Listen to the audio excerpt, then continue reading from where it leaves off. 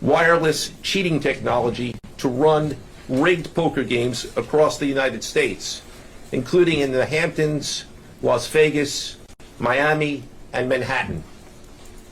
The scheme targeted victims known as, quote, fish, who were often lured to participate in these rigged games by the chance to play alongside former professional athletes, who were known as, quote, face cards. The so-called face cards included the defendant Chauncey Billups, who at the time of the scheme was a former NBA player and is currently the head coach of the Portland Trail Blazers, and also Damon Jones, a former NBA player and coach.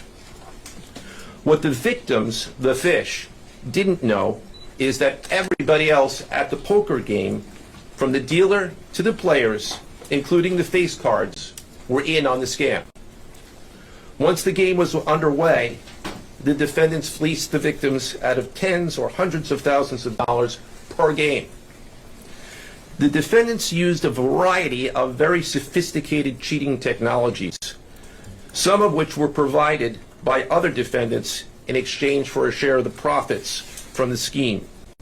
For example, they used off-the-shelf shuffling machines that had been secretly altered in order to read the cards in the deck, predict which player at the table had the best poker hand, and relay that information to an off-site operator.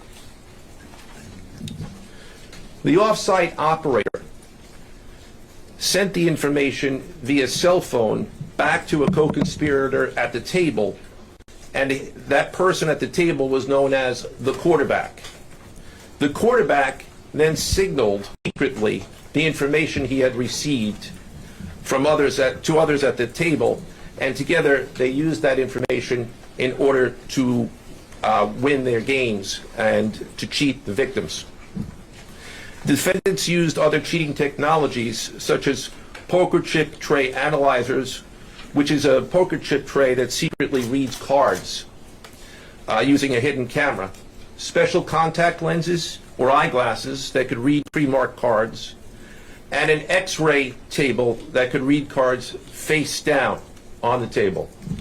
What you see depicted on the screen right now is an example of the X-ray table that reveals the cards. Although they are face down on the table, they can be read because of the X-ray technology.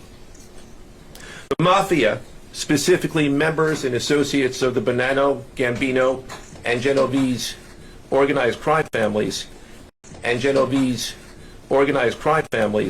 had pre-existing control over non-rigged, illegal poker games around New York City.